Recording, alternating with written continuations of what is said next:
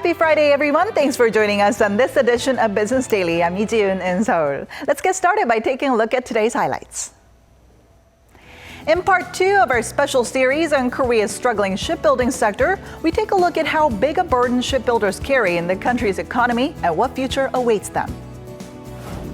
Expectations are growing over a possible rate hike in the U.S. next month, while Japan sidesteps a recession as its economy grew faster than expected in the first quarter. We take a look at some of the global business stories that made headlines this week.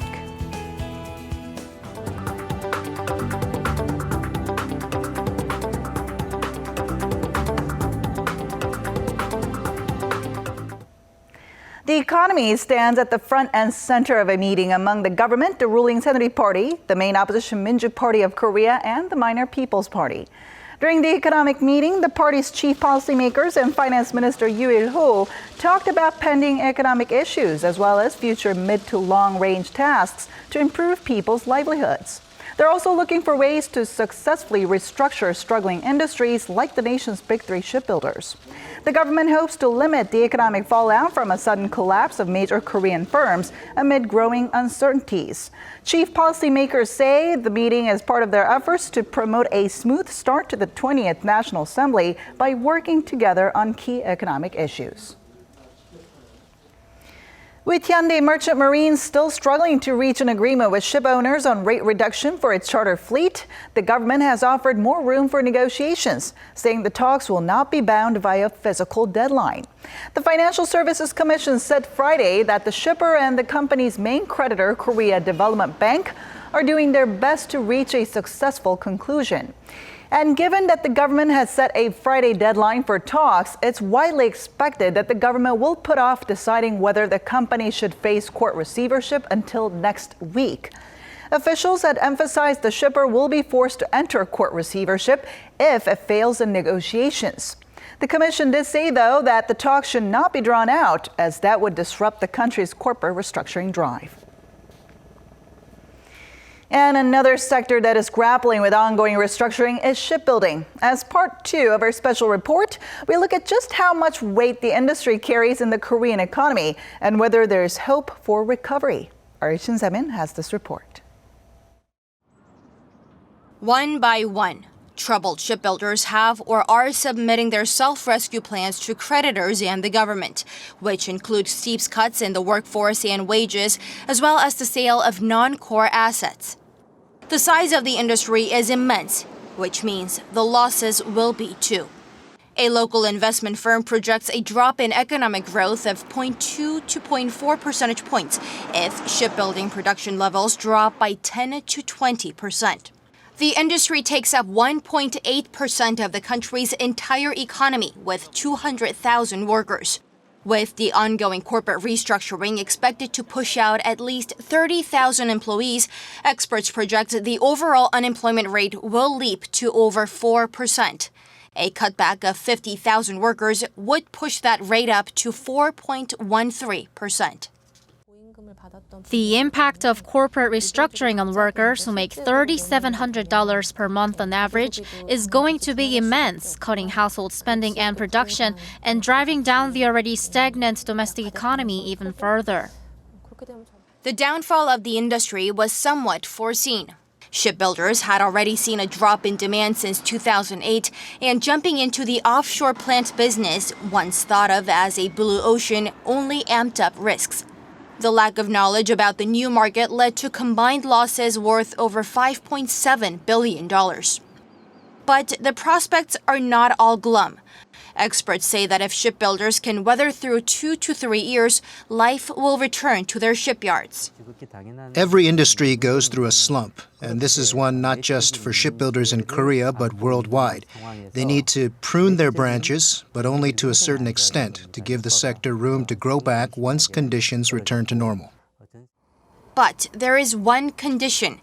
Experts say securing high-skilled workers and not losing them to competing shipyards in other countries like China is key.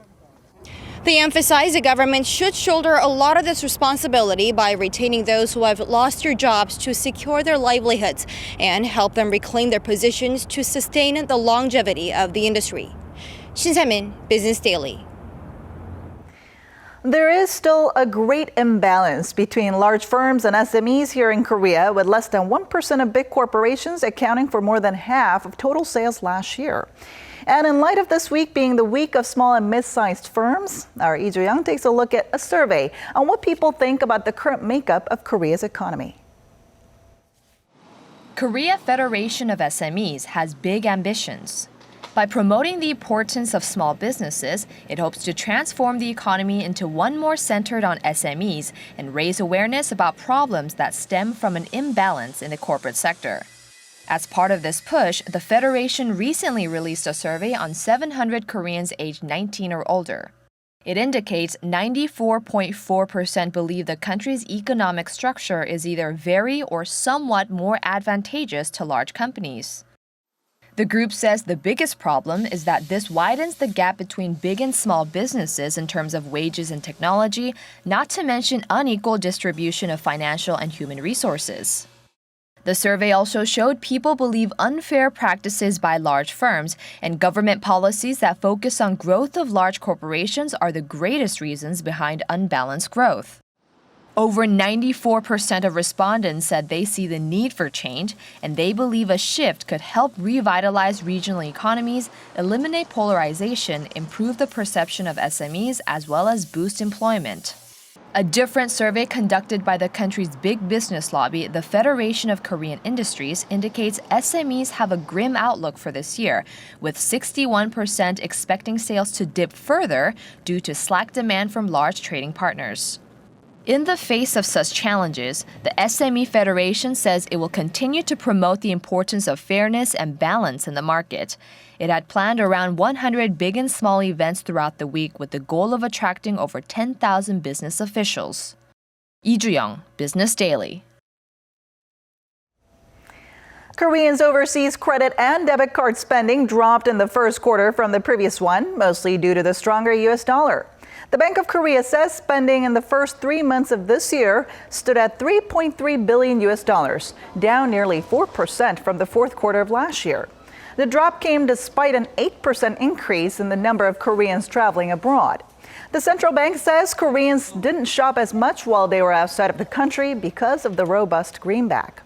The Korean won weakened 3.6% against the dollar in the first 3 months of this year from a quarter earlier. Land owned by foreign entities here in Korea went up slightly last year on the back of increased Chinese investment in the southern Jeju Island. The Ministry of Land says foreign ownership amounted to more than 228 million square meters as of the end of 2015, up 9% from the previous year. Now, this accounts for 0.2% of the nation's total area. The value of the land is estimated at about $27.4 billion. And overseas Koreans have almost 55% of land owned by foreign entities, followed by joint ventures and foreign firms. By nationality, individuals and companies from the U.S. accounted for over 50%, followed by investors from Europe, then Japan and China.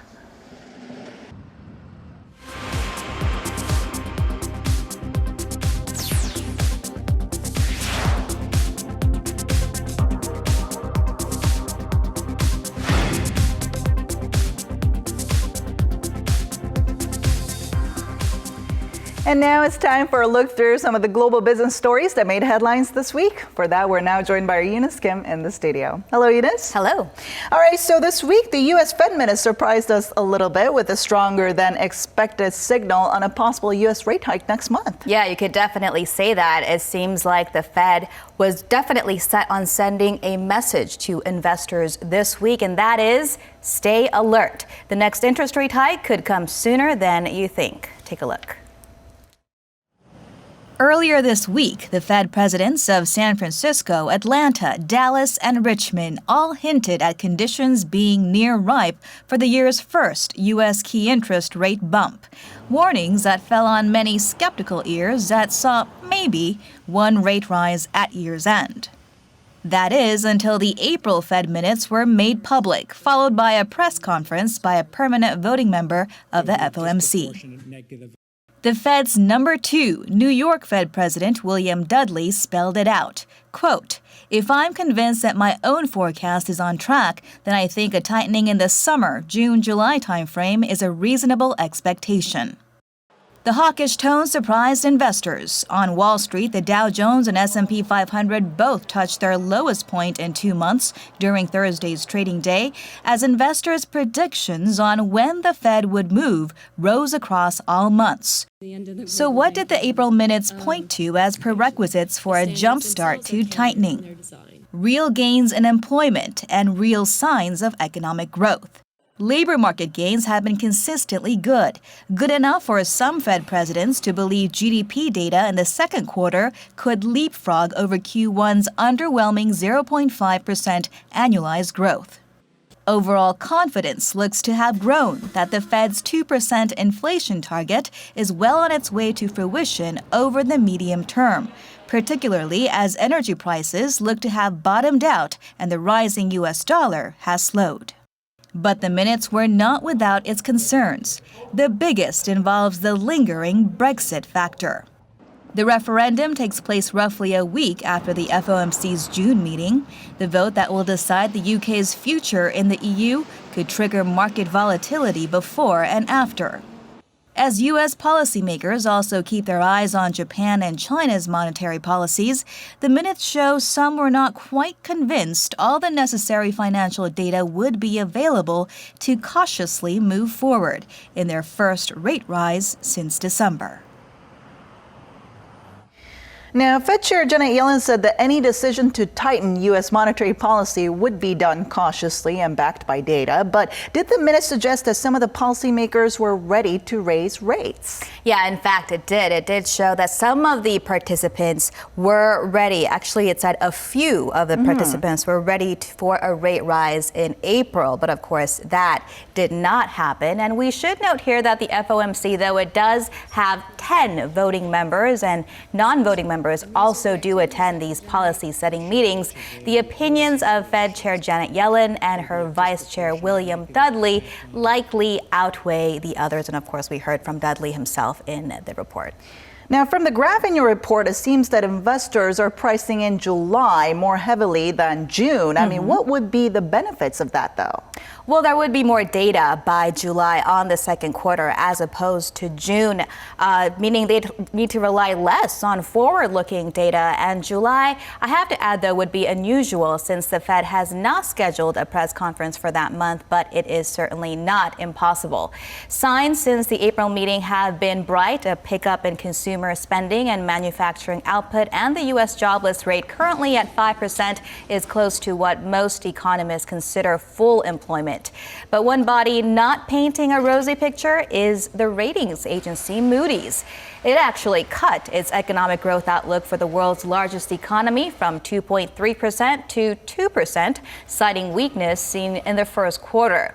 While it did acknowledge the strong pickups in consumer confidence and spending as well as their services sector, it warned of a drag from, quote, subdued global demand and weak business investment. Now, staying with the U.S. but turning to trade, the country has raised its import tax on Chinese steel to a whopping 500%. I guess this has something to do with dumping concerns. Yeah, you're absolutely right. Of course, cheap Chinese steel has been pouring into global markets, and this is swirling many of its competitors into crisis. Yes, the U.S. Commerce Department has ruled this week that it would impose a 522% levy.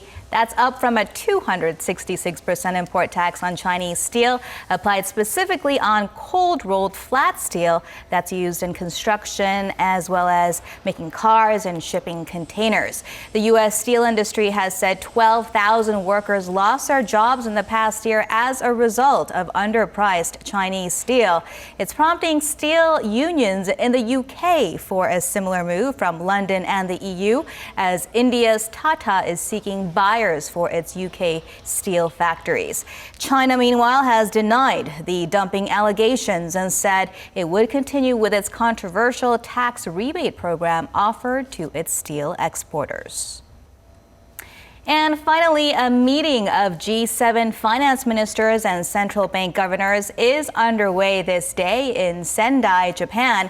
It comes ahead of a G7 summit to take place in Western Japan next week. Finance Minister Taro Aso says the agenda includes a wide range of topics from global economic headwinds to refugee crisis as well as terrorism. The meetings come as Japan surprised with a 1.7% annualized growth in the first quarter, dodging 2 consecutive quarters of economic contraction, which would be a technical recession. Concerns remain, however, over the lack of progress over reaching the country's 2% inflation target and cloudy consumer spending, which accounts for about 60% of the country's economic growth. All right. Thank you so much for coming in today, Eunice. My pleasure.